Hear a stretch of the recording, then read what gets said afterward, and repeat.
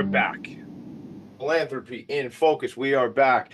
2 flights up from the kitchen, 2 cups of coffee, a big mason jar of water, and an incredible guest on the show. Philanthropy in focus, your boy, the one and only nonprofit sector connector. It's all about the connections. It's all about the relationships. It's all about helping nonprofit leaders tell their story and amplify their message. And that's what it is for me, man. I got to tell you, my guest doesn't know this, but today, for the way the universe works, Steve Mayer, this is the 170th episode of Philanthropy in Focus. Just an idea, baby, just something I came up with. And now we've done it 170 times. And that's after kind of playing around a little bit and saying to my friends, hey, let's do this. Just jump on Zoom. Let's do this. Way before I even came on here on talkradio.nyc to do the show. But 170, and my sales professionals can relate to this. We talk about on a plan of 5,000. So if you're a sales guy or a gal, you go, I'm at 170 on a plan of 5,000, meaning the quota, the number, the objective is 5,000 shows. I don't know why I said I was going to do 5,000 shows, but that is the number I came up with. But I think here's what's going to happen. Eventually, the show goes every morning, Monday through Friday. So not every morning, but Monday through Friday, I'll do this show because selfishly, I really enjoy it. Makes me feel good. And there's plenty of nonprofits to feature and tell their stories. And as I say, amplify their message. So the show started back in 2021, officially here on the network, January 8th, 2021. First ever episode of Philanthropy in Focus, where I interviewed my friend Katie McGowan from Horseability. What a special organization that is. It's something I say all the time. What a special organization that is. I need to get a little more creative, but they're all special. They're all impactful. They're all important. Today is a little bit of a break from the usual, and Steve Mayer is here, who has decades and decades of experience in working with, consulting with, and educating leaders of nonprofit organizations. I will just talk to you a bit about the power of media, social media, this show, different things like that. If it wasn't for this show, I don't meet Steve Mayer. If it wasn't for somebody on Steve's team, who I'll have him introduce her, not literally that she's not here with us, but mention her when we start to talk. If it wasn't for people reaching out and making the connections, I don't know all the people I know. So why would I tell you that? Well, it's important to recognize people, and it's also important to say you are connected to people who can get you who you want to meet. I promise you.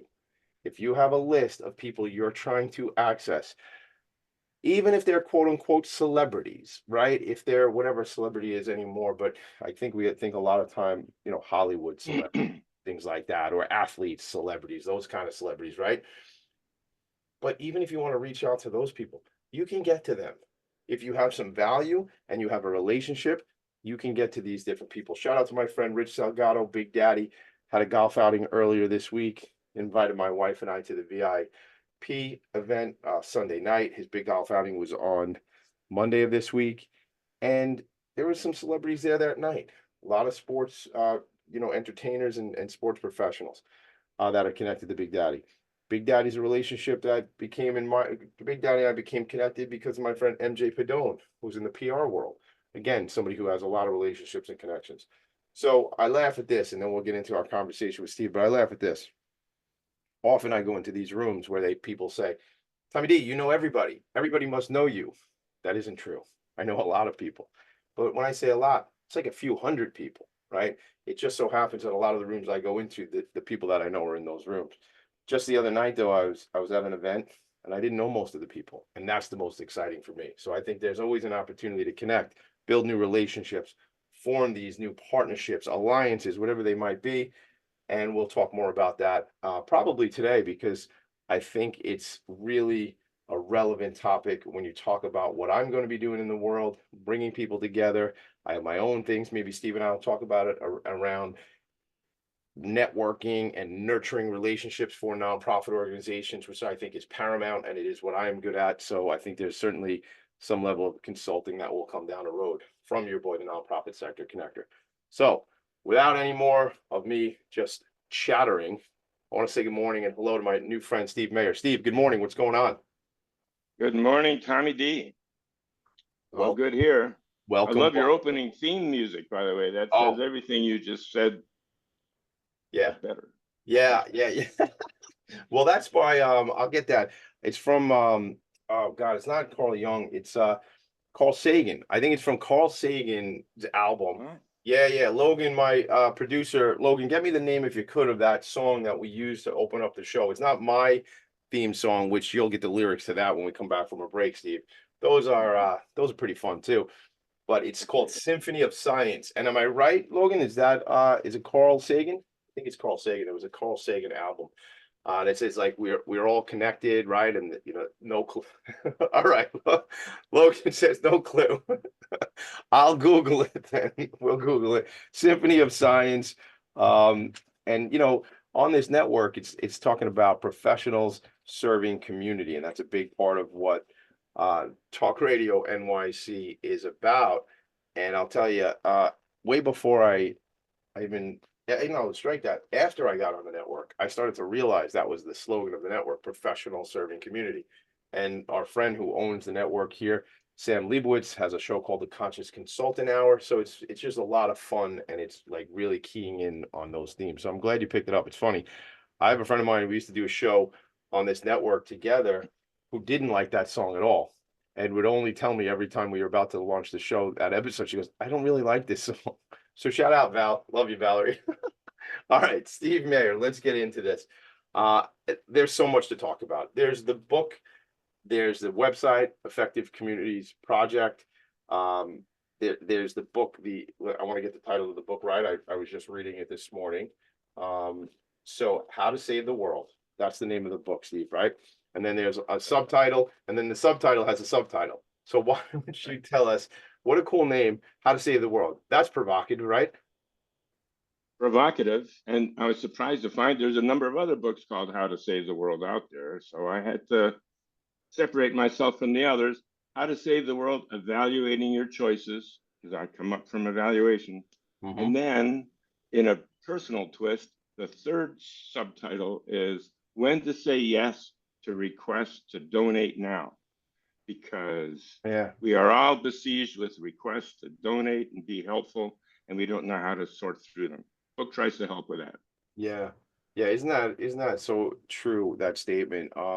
Especially more now than ever with the different medias that are coming at us, and when we speak to our friends in the nonprofit sector, we talk about, reaching out to people where they are. So if you think your donors or supporters are Facebook types, then you go to Facebook. If you think they're Instagram types, then you go to Instagram, right? I think the challenge with all that is, if you're somebody who's on these multimedias, you might be getting hit from, similar organizations or a specific organization several times, which honestly is not a bad thing. But what your point is when to say yes to request to donate now, and back ahead, evaluating your choices. We got to be thoughtful about this stuff, Steve. We have to try to figure out what aligns with us, in our heart, in our focus on the world, through the lens we see the world, different things like that, right? Absolutely. Got to be thoughtful, got to be intentional. And I think most people want to be helpful. Mm-hmm. The world is in a difficult place right now, and there's stress everywhere, fatigue. Funders are stressed, donors are stressed, nonprofits are stressed, people on the streets are stressed, and there's a kind of frantic attempt to be useful, but there's so much information coming at people and so many appeals for help that it's hard for folks to sort it all through. And there's a kind of donor fatigue that has set in with so many people that the tendency is to, turn off the TV, turn off the headphones, and just sort of bunker down. But we have to stand up and figure out some smarter ways of being helpful, and that's what I'm here to talk about. I love it. We're going to talk about that. So maybe we'll get into donor fatigue. But the thing for me, I really, Steve, like I said, we were connected from someone who does some work with you. Why don't you shout her out, just as a bit of gratitude for getting us connected? Pam McCarthy, probably listening in, with a little group called Because Collective, or Because Collective. That's Because Collective. Yeah. Shout out to Pam. Cause related. Yeah. Shout out to Pam. Thanks for making the connection, right? Because if we don't do this, you and I never meet. And I'm telling you, I was rereading your book this morning, and I was telling you right before we got started, I want to be able to, I don't love reading electronic books. I don't like a Kindle. I like paper. I like to, because I like to, kind of bend pages and write in the margins and highlight and circle. And, I look at these books Me as too. my, yeah, like I have a friend of mine who calls these guidebooks. I look at these as my guidebook, Steve Mayer. So, It is a guidebook. It's not a textbook. Let's be oh, I clear didn't about say it. I that. didn't call it a textbook. We did that earlier. So I said textbook earlier, and Steve goes, it's not a textbook, it's a guidebook. And I agree with you 100%. But I always say that, I have a lot of books that are my guidebooks. They were my textbooks until about 15 minutes ago, but now they're my guidebooks.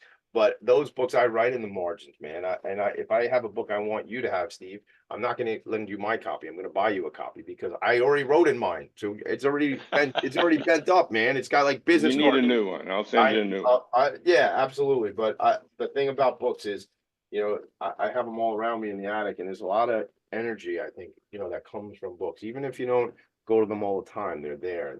They have messaging, and they have we have connection to books. So we don't got to get too deep into that. I want to talk specifically about your book. We'll get to that, but I want to go to your background. So studied organizational psychology, earning a doctorate degree from the University of Minnesota.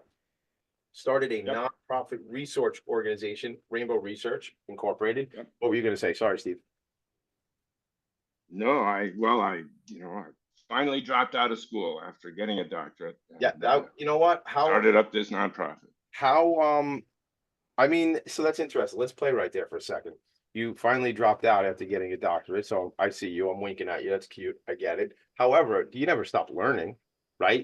Maybe you're not matriculating or something, but we're always learning. Always, always. I got bookshelves full of books. I even read them once in a while. And I'm always learning. And where I've learned the most, actually, I think, is talking to people who live and breathe and work in nonprofits.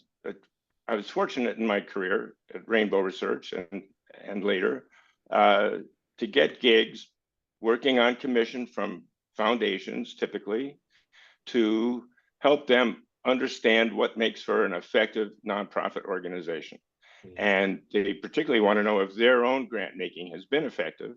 And so they send me out to visit their grantees and learn from them. And that was my approach.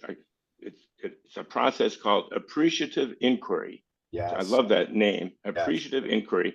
And I would say in my introductory meetings with folks that my goal is to be kind of a co-discoverer with you who are doing the work and learn from you. Now, my job is to lift up those features of a nonprofit's work that seem to make for effectiveness. Now, you could ask me, what do you mean effectiveness? And I'll say, it means making progress on the mission of the nonprofit organization. So I want to slow down, lift up the features of the nonprofit, you said, right? And okay, so I'm going to ask you to dive in. You said you could ask me, and I'm going to ask you even further. Let's dive into effectiveness. I mean, that is, I do want to go back after you talk about effectiveness because I want to understand why nonprofits, how did you get involved? I mean, you taught at Johns Hopkins, nonprofit program development evaluation. Like, you know what? Let's hold the effectiveness piece. Let's put that aside. Why did you get to this part? Why did you get to this work? Why is there, how?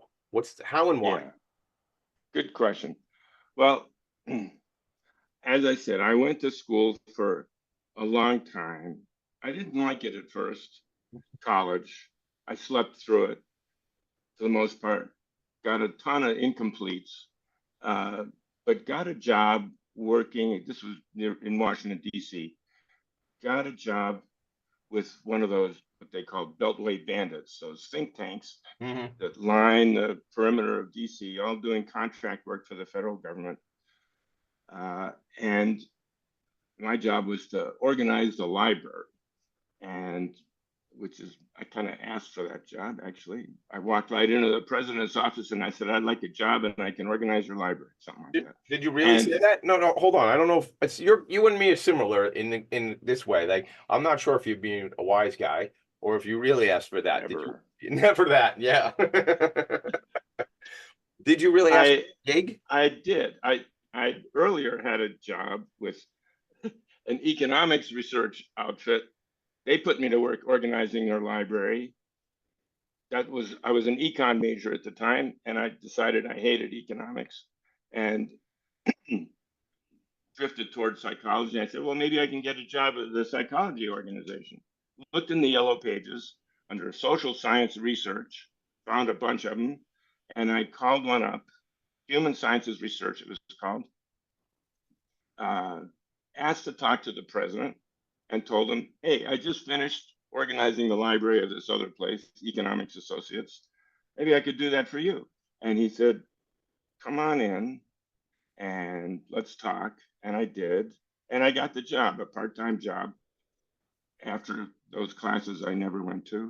And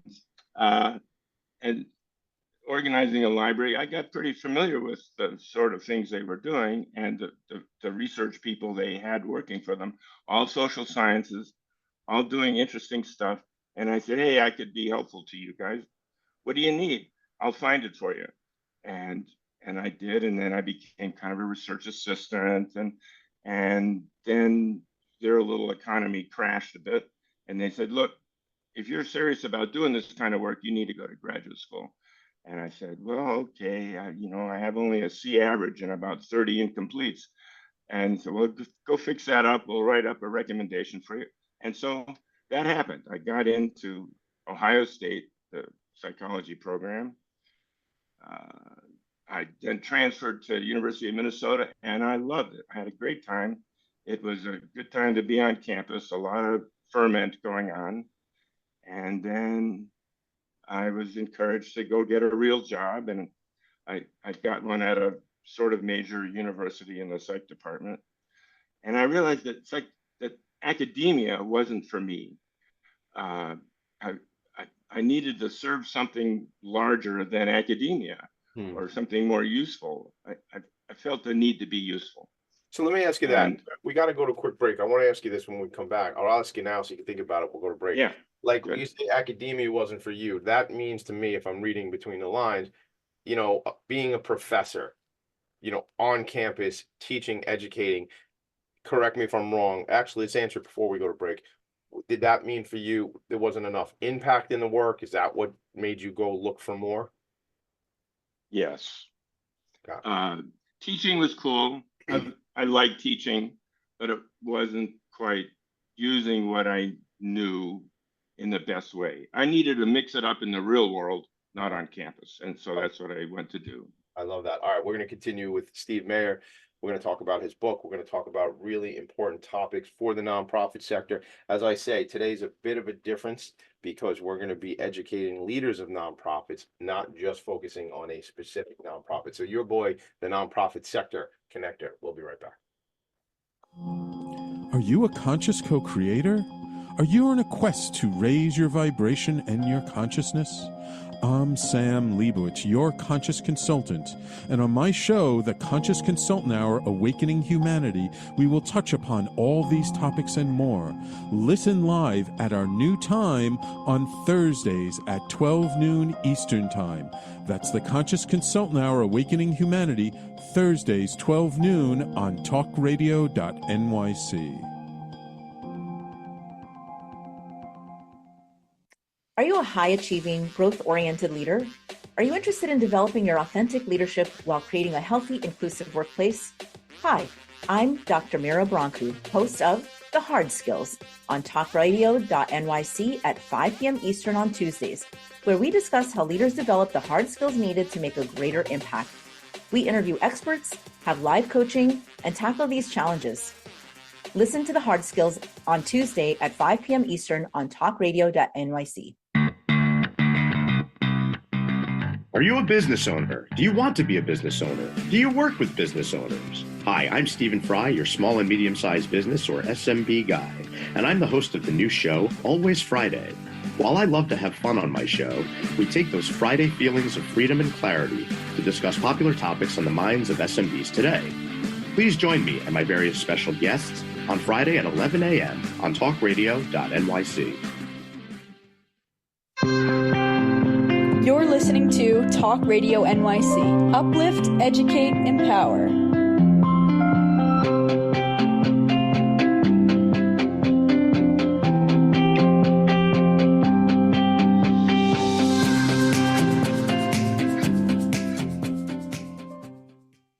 nonprofits need connections to move in good directions. So cut through all the static. Join Tommy in his attic. We're back. The whole world is about connections. It's all about relationships. It's all about who are you connected to, who are you supporting, who are you looking out for, and who are you building relationships with. That's what I believe. The song that we were talking about at the beginning of the show, Steve and I, it's called The Symphony of Science, and it was produced by Washington-based electronic musician John D. Boswell, and the project seeks to spread scientific knowledge and philosophy through musical remixes. Shout out to Mick Collins, who is my friend, who is involved with bringing merchant services with paid forward processing, bringing merchant services to businesses and nonprofits, and Mick's a great friend of the show, and always looks out for me, bringing me this information. He shares even further. Two of Boswell's music videos, A Glorious Dawn and We Are All Connected. I like these already. Feature appearances from Carl Sagan. So I wasn't totally wrong, just I wasn't totally right. Carl Sagan, Richard Feynman, Neil deGrasse Tyson. Shout out to NDT. Love Neil deGrasse Tyson. Bill Nye the Science Guy, and Stephen Hawking. So I actually pulled up the website, Symphony of Science. Go check it out. It's just as it sounds, symphonyofscience.com. We learn a lot. You know what? We learn a lot on this show. Incredible things happen. I just keep learning. This is a freestyle show, Steve Mayer. Like, we have sort of an agenda. We have like a skeleton, although it's as much as a skeleton has, this is less than that. So it's less of a skeleton. It's sort of like what direction we're going to go, but things happen during the show. All right, let's get right back into it though. You say, I am a professor, I like teaching, but academia isn't checking all the boxes, right? So you want to get out there, quote unquote, like get out into the world, into the wilderness a little bit, maybe. That's right. And just then a book came out from an academic, but it was a good book, called Reforms as Experiments. And I like that book, Reforms as Experiments. I was all about reforms. I was interested in being a reformer, and I knew about experiments and how to do them and how to learn from the tools of science. And I taught all that stuff too. I taught the tools of science at the highest levels, enough to know when they were useful and when they weren't. And so, well, I dropped out. I went back to Minneapolis, where I'd gone to school for the most part, and opened up a consulting company called Rainbow Research. People try to dissuade me from that name, but I liked it. It was around the corner from Rainbow Cafe, and everyone knew about that. And I set it up to distinguish myself from the competition, control data. And personnel decisions. Yeah. I didn't want to be mixed up with that kind of mission. Sure. And so my mission was explicitly to assist socially concerned organizations in responding more effectively to social problems and opportunities. And I put my shingle out for hire, and eventually got some gigs. It was good. I wasn't married with a mortgage at the time, but I was we got some traction. We figured out what to do and how to be useful. Maybe you'd like to ask me something. Yeah. I mean, I want to, first of all, the Rainbow Research, I want to talk to you about those first few clients you say. Obviously, it sounds like the years might have been lean, if I'm reading into the fact that it was good. It's good you didn't have anybody depending on you, but assist socially conscious organizations. What does that mean? Tell me about that. Well, the first really substantial gig was to evaluate the states of Minnesota, the state's alcohol and drug intervention programs. And I went about that in a way that sort of helped lay a template for future work, namely to talk to people who experience those programs. So I wasn't talking to the budget people or the bean counters, but to the people who were supposed to be the beneficiaries of these alcohol and drug programs, and ask them about their experience. So let's stay there a second. So that doesn't seem like that would be like an earth-shattering idea, but I'm again reading between the lines. I mean, that sounds, wow, we should really speak to who's benefiting or who is receiving these services to make sure that they're getting services that are valuable and impactful to them. What, Yes, why would you need to do that, Steve? That's apparently not what everybody was doing. They were speaking to other stakeholders, maybe. that's right. They were speaking to other stakeholders, and and they would say things like, "Well, you can't talk to a drunk to get any information. They're drunk, or they used to be drunk and they're deluded, or uh, they are not authorities on how to do treatments." Hmm. And I said, "Yeah, that's actually why I'm talking to them or listening to them, uh, because as they may not be authorities, they're the ones who are supposed to benefit.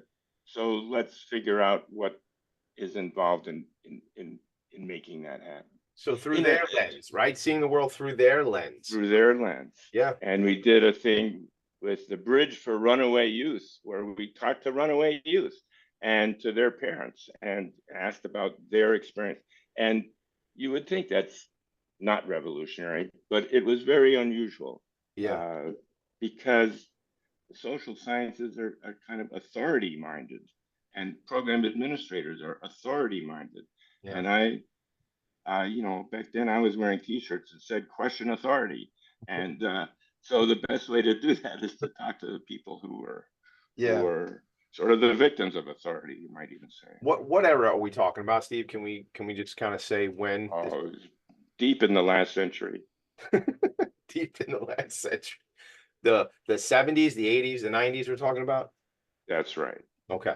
So I see a lot of organizations that specifically serve the population that you were just referring to that have peer advisors and peer counselors and peer this and peer that, people who have walked in the shoes of the people that they're serving that inform programs, that inform how efforts are being invested and dollars are being invested, right? I mean, that's not what you saw 20, 30 years ago, you're saying.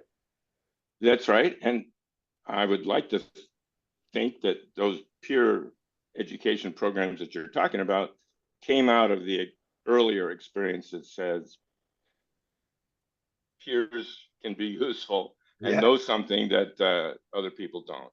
Yeah, I love that. I think that's so important to realize. And again, something's drawing me to talk about the mental health issues or challenges of mental health. And I think even in that regard, it's the same. Whether we talk about addiction or mental health, I see a lot of the organizations that I am friendly with and connect with and attend their events. Again, having peers that are the ones because they can, this is the wrong way to say it, but speak the same language, air quotes, right? Have the same dialect, have that same lived experience. I mean, that's what's critically important from what I can tell. That's true. And since you bring that up, I don't know if you tolerate a little change of subject here, I but would absolutely tolerate it. Sure. in the biggest change that happened in the mental health field that led is changing the name of the field from mental illness to mental health.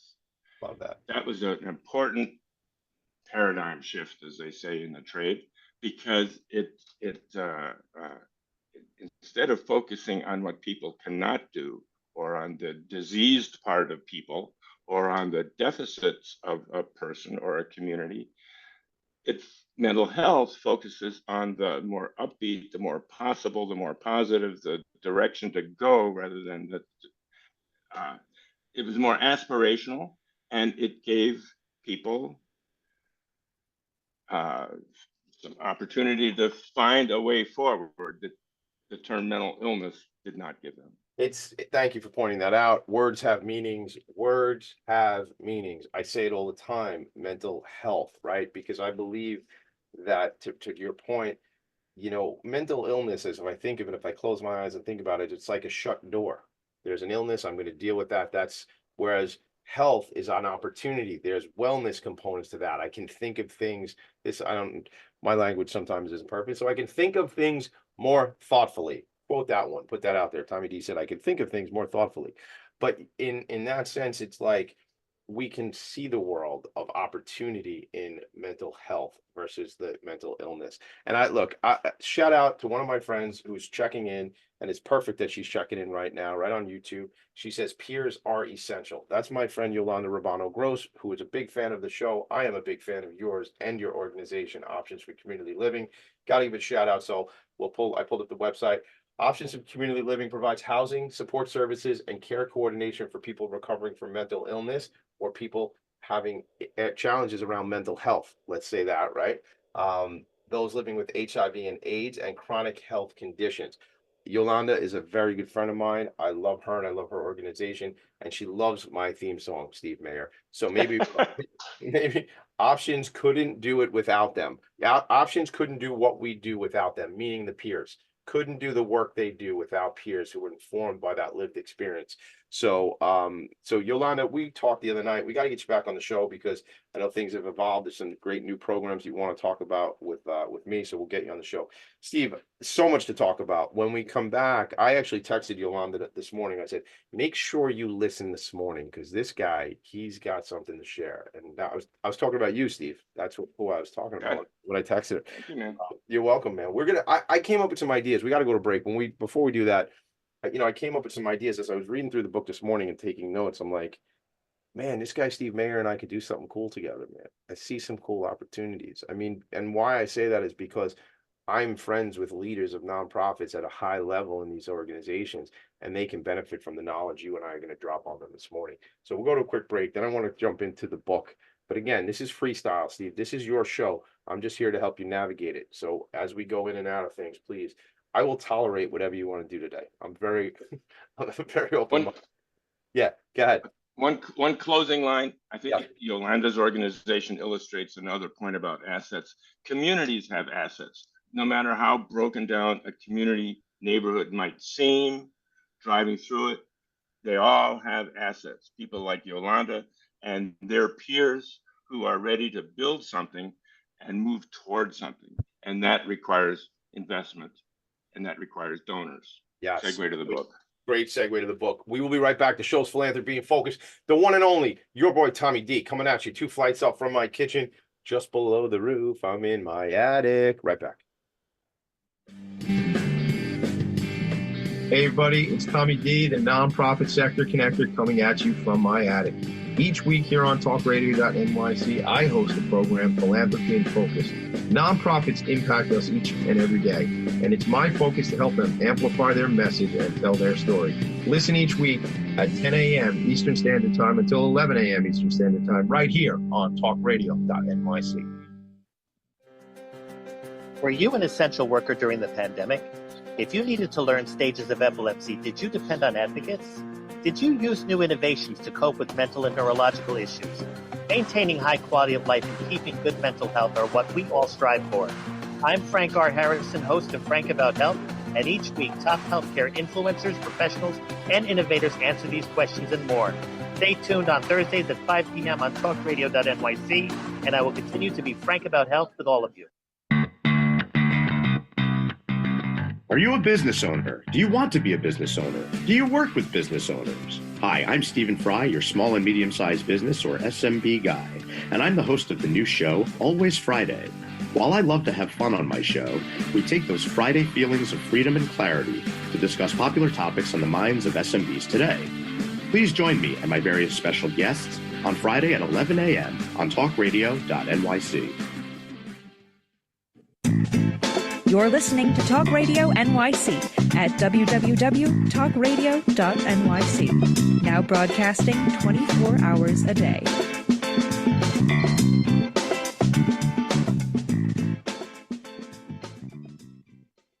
Nonprofits need connections to move in good directions. So cut through all the static. Join Tommy in his attic. We're back. All right, so check it out, everybody. Check it out, world. Your boy, Tommy D, brings you leaders in the nonprofit sector every Friday morning. For 35 years, my guest has been producing evidence-based tools to help nonprofits, foundation, and others working in social justice to strengthen the work they're doing and providing methods for program evaluation Some of his best publications and blog posts relating to that work are available on his website, which is called effectivecommunities.com. Effectivecommunities.com. I shared it during the break. I will again share it during the upcoming break. The name of the book, How to Save the World, Evaluating Your Choices, When to Say Yes to Requests to Donate Now. Steve, let's break it down. Let's talk to them about the book. Let's drop some knowledge, as the young people say. Take it away. Okay, knowledge coming your way. All right. Well, you know how business types like to say that there's no way to talk about effectiveness with nonprofits because there's no bottom line. We business types, we have a bottom line. It's called making money. Right. But nonprofits, they don't make money. And they're right about that. They're not in the business to make money. They're in the business to make progress. Now, that's not a mantra that's well known in the nonprofit world, but if you think about it, all nonprofits have a mission. They're different. They're crazy different, one from the other. They're in every walk of life imaginable, from hunger and shelter and housing to education and justice and arts and culture, with very different missions. I've never seen two organizations with the same mission, but they all have a mission and they all salute the mission, and their job really is to advance the mission, to make progress against the mission. Businesses make profit, nonprofits make progress. I love that. I've never heard it put that way. I've never heard it put that way, Steve. So I want to underscore that. Businesses make profit, sure, and then nonprofits make progress. Right. Love that. That's right. And everyone might say, well, how do you measure progress? And that is a challenging question. And here's where the academic types get in the act, and not very helpfully, I have to say, because they insist on using the rules of social science. And the rules of social science, most of those rules aren't going to help them a whole lot, at least the rules that want to make evaluation be like scientific experimentation, where you have control groups. You know, one neighborhood gets this and another neighborhood doesn't, or one person gets this treatment and another one doesn't. Looks like laboratory-based science, and that's useful in the laboratory, but guess what? The world is not a laboratory where you can control all the factors. And so those rules of science are not going to get anybody the answers that funders sort of want to see. They want to see that your food shelf is going to end the hunger problem. They want proof that it's going to end some problem that your mission is set out to do.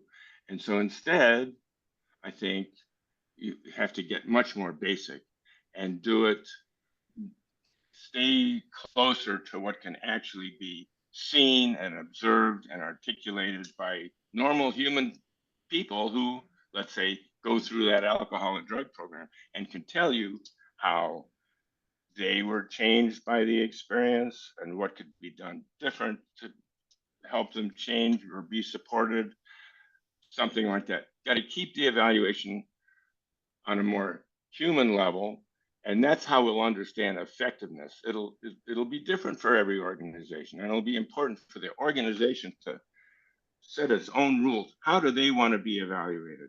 Well, each organization thinks that what they do is valuable and important. Good. Let's help them. Let them talk about what is valuable and important for them. So I like to go in an organization and say, look, at the end of the day, what tells you that you're doing good work? And people will tell you what progress in the language of their own organization and the language of their own culture and context. They'll tell you what doing good work looks like. They all have their challenges and obstacles. That's right. Let's hear about them. Let's hear about how to overcome them. Let's educate donors to pay attention to what's really helpful out there so that nonprofits can mount a stronger effort and make more progress on their mission. That's what we need. We need more progress on the missions. And organizations have to get stronger and message out what they're doing that's good to attract more money. The book's directed to individuals to understand nonprofits better so they'll write a check. That's basically it. My idea is to get not people to write a check to nonprofits once they learn more about what they do. Yeah, so I want to go into like the different parts of the book in a moment here. What I want to ask you though is this is a big question, Steve. As you speak about that, obviously we keep talking about progress. You speak about each organization though might define progress differently in their own language, by their own metrics, their KPIs, right? Different things like that. What I want to ask you, I think, is a question that many nonprofits, I won't use the word struggle. I'll say there's an area of opportunity around the relationship with grant makers. And I'd ask you about certain languaging or storytelling as it relates to those organizations, how to best tell the story of, because again, if I'm a grant maker, many grant makers have a focus in a certain sector of the or a part of the nonprofit sector or certain causes and things like that. Even that though, stories are going to be told differently from two organizations that may on the surface look similar. So the question I'm getting to with you is that dialogue between the grant maker and the application maker, the grantee. Can you speak to that about telling stories? Oh man, yeah, what a door you've opened. Yeah, dialogue would be great. From what I understand, dialogues have been kind of shut down in favor of digital applications in which they count characters, not even words, but characters, and they have to do this and that and this and that and this and that, and dialogue would be wonderful. And yeah, every organization's got a different story. Why not? Why not listen to those different stories? If you want to understand whether an organization is worth investing in, you got to do some listening. You got to do some listening. Ask good questions.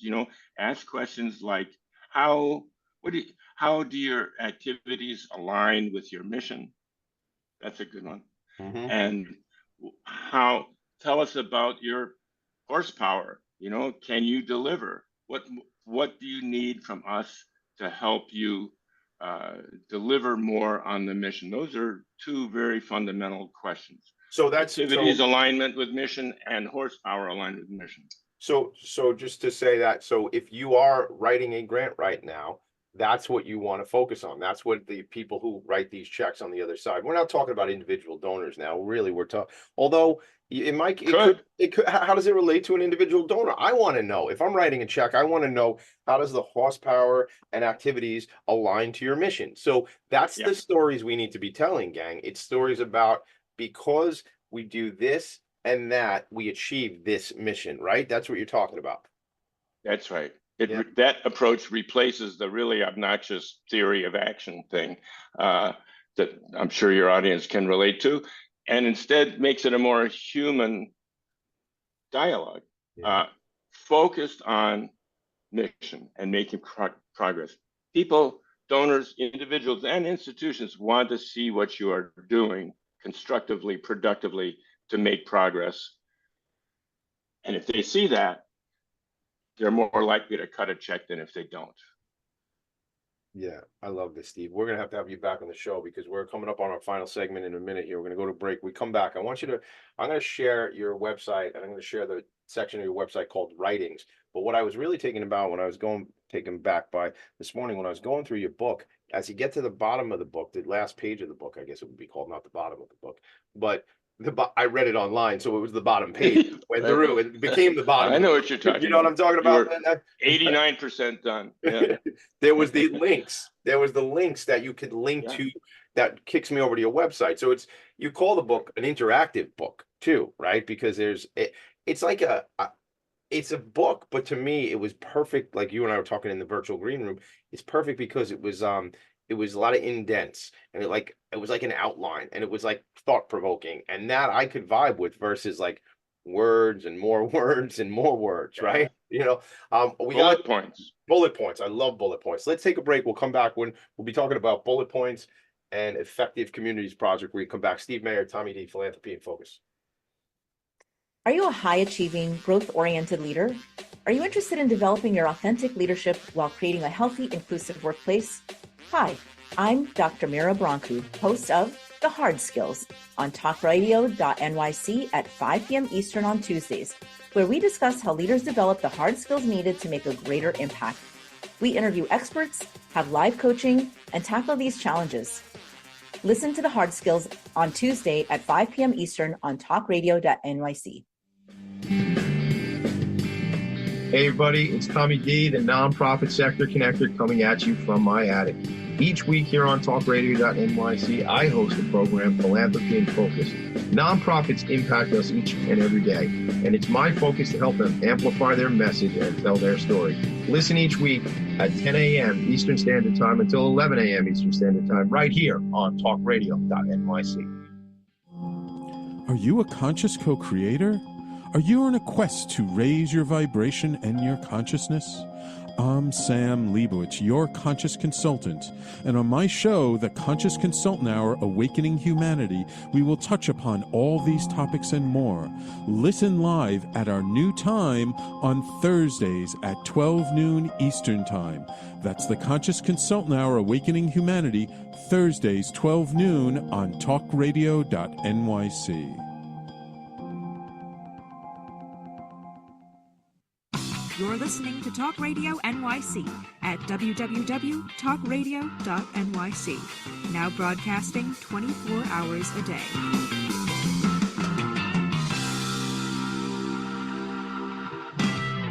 Nonprofits need connections to move in good directions. So cut through all the static. Join Tommy in his attic. All right, we're back. I'm fired up that I get to do this show. I'm grateful that I have so many people in my world, in my community, that are looking out and making strong connections for me. So I am always focused on how do we make this sector stronger? How do we make nonprofits stronger? And I want to ask you that, Steve, in a world where there's so much coming at us all the time, and like social media is bananas and you can't keep up with it all. How can nonprofits kind of find their way to strengthen themselves, be more focused, if you will, whether you spell focus, gang, with a PH in front of it like I do, or with an F in front of it, completely up to you. But how can they become stronger and focus on that progress that you're talking about? Please, Steve.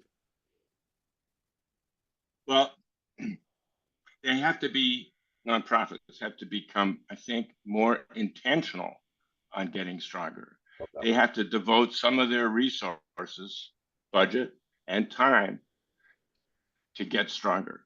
Yeah. It has to be a secondary goal, because if you don't get stronger, you're essentially condemned to staying at the same level where you are. And most people would prefer to get to a higher level of effectiveness. And so when they write grant requests, for example, they have to show how what they propose in the way of a project or operations will also strengthen their approach, that it'll strengthen their staffing because you've sequestered some money for training, or strengthen the board because it'll give you the opportunity to recruit a couple of new people who are strong in that area, or strengthen the networking approach to the organization. That's a big one, networking. You raised it in the introduction. A key part of an organization's capacity and strength is its ability to relate to other allied organizations. And it's not something that's incentivized by funders.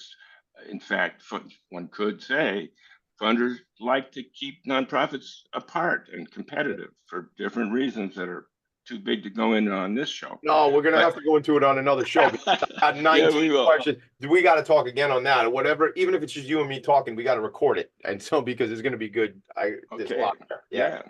There's a lot to the traditional funding program model that's counterproductive I Yes. think, Yes. to growing effectiveness. And so nonprofits have to push. They have to ask for growth money, strength money, capacity building money. They have to ask for a portion of salaries that allow leaders to go to meetings with other organizations. I mean, business people go to meetings. Yes. They're paid to go to meetings. Funders are paid to go to meetings. Nonprofits have to take it out of their overtime or something. Let's talk about that. I got to jump in here because here's the thing. I'm so tired of hat in hand. We're a charity. Please support us. We operate on 1 or less than 1% of our, our budget and all this. It's wrong, Steve. It's no other industry would go to their trade associations and be so jazzed about utilizing such a little amount of money. No, you put money in research and development. You put money in professional development. You put money in protecting your staff, educating your staff, moving them forward, right? And in our industry, in our sector, and I'm sure it's not 100% across the board, but in many cases, the grant makers want to see that you're basically, you're poverty. That's great. Good job using, just not taking care of your people. That's ridiculous, Steve. I'm just ranting. If you want to comment, please do. I don't want to put you on the spot, but that's your rant is my rant. I mean, that's we share that anger. I have to say that we need more solutions to social issues out there, and it's the nonprofit sector that provides those solutions, provides the ideas, often just in germinal idea form. So they have to be tested. They have to be improved on. Everyone's looking for a silver bullet that'll fix hunger or homelessness. There's no silver bullet. There's a bunch of incremental steps and changes to policy, changes to the way things are done. And we have to take those incremental steps and support them getting to the next level. And that requires R&D time, like you're saying, and networking time. Yeah. Relationship building time, grow the network, grow the power, grow the force that pushes for change, that pushes positively for change with increasingly promising solutions that can work. Yeah, I'm looking in your book right now because there was this piece about the intentional nature of things. I want to see if I can grasp that. But understanding social systems is something you talk about in the book. Maybe we're going to run out of time, which just me and Steve. I'd love to have you back on the show. But there's so much in this book. It's like 52 pages, which for me, with my attention span, it's beautiful. And with the bullet points, Steve, it's great. It's like when I was writing a paper in school and I would indent and I double space or triple space or 2.5 space and try and, as long as the professor didn't count the words, I knew I was just how to get to 2 pages. I might be stretching things out or making columns narrower and things in my world. That's how I did it. But that's how I want to read things you have tons and tons of data in here. However, the delivery, I want to share a page. Can I share a page of the book is that okay? Please. Just so absolutely. See the format of the book. Let me do that right quick. So I hope it's in color. It is in color. It is. Yeah. We'll just share it, guys. This is how this show goes. We just do things right here in real time. Let's get to the top of the book. The top of the book, Steve. Right, like instead of the bottom of the book. But you'll see the way. So this is some of the praise that up front. I love the quote that you say to your dad in here about this book. Yeah. Can I share that? Yeah. So I dedicate this book to my father, Paul A. Mayer, who once said to me, "The last thing I want is for you to become one of those save the world types." Well, I guess he didn't get his wishes, man. I'm gonna scroll through. Here's the table of contents. So Chapter 1, Saving the World, the work of nonprofit organizations. Chapter 2, From Intentions to Progress, how nonprofits work. Chapter 3, Getting More Intentional, some ideas around that. Progress Counts is Chapter 4, Count Progress. Progress counts. Count progress. We talked a bit about progress today, and up your game, next level effectiveness, which some of that's what we just talked about now, professional development things. But you'll see what I'm sharing if you're watching us on the stream or any of the streaming. You see how the book is situated. I think it's digestible. However, at the same time, it's chock full of information. You know what I mean, Steve? It's not one of the. Well, you wrote it, so you know exactly what I'm talking about. I'll scroll through a little bit quickly because I don't want everybody to get your book for free. But just here. There's an example, of a page that's breaking down, considering the current state of the world. Anyone can ask reasonably, who did this and what are you going to do to make it better? Just the delivery of your information. I'm not sharing anymore. Stopping the share, gang. Buy the book. By the book. By the book. So we're gonna run out of time, or we've already run out of time, Steve. So how do people connect with you, and what are you looking for right now? Are you looking to get out and speak? Obviously, you want to sell books because it makes an impact, but are you looking to get out and speak on these topics right now? Yes, I happily contribute to other people's podcasts like this. I'd happily speak live and in person. I'm a Zoomer, and so and buy the book. The book serves as a good prop for discussion, I think, around the table. I wish it's a good gift too. It is a good gift. I'm going to start giving this book out to my friends in the nonprofit sector. I'd love. So Yolanda makes one other comment. Your dad must know my mom.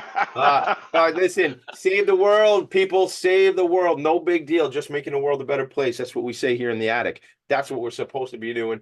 Give hugs, show love, show compassion. Check in with the people your organization is serving. Wow, what a novel idea, Steve Mayer. Like to me, that's just like, that's what we should be. Fundamental, right? Fundamental. And nonprofits, message out everything you're doing that advances your mission. Help your audience understand what you do. Don't just say the world needs us. Let the world understand what you're building. America is a nation of builders, the legend goes. And I think it's largely true. We like to support construction. We like to watch construction. We like to understand what's being built. And you guys, nonprofits, are trying to build a better world. Tell us how you're doing it in detail so that it'll attract support from individuals and I think institutional funders as well. Yeah. What great insight, Steve. I knew we'd run out of time before we ran out of things to say. I knew it because it happens every week, but I knew we had so much information today. Get the book, really, gang. Follow up with me if you have any questions. TommyD.NYC on the Instagram, TommyD.NYC. Email is TommyD at Philanthropy and Phocus, PHOCUS.com. Philanthropy and you can reach me through my website, effectivecommunities.com. Not defective, effectivecommunities.com.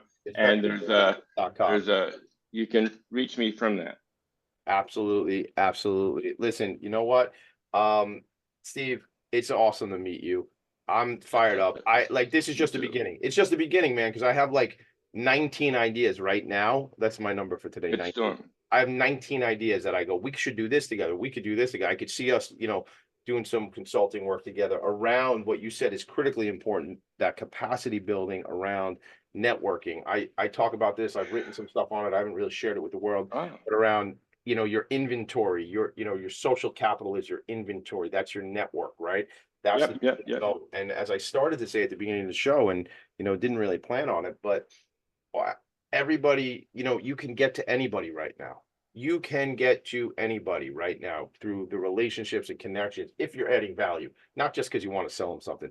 We're going to leave the show right there. Steve Mayer, thanks again for being here. Make it a great day, everybody. We'll be back next Friday, where on July 5th, where I'm interviewing my two partners in the Philanthropy Network of New York, Kim Cottage and Liz Saida. And that's going to be a lot of fun. Make it a great day, everybody. Make it a great weekend. See you next Friday. Bye. Nonprofits need connections to move in good directions. So cut through all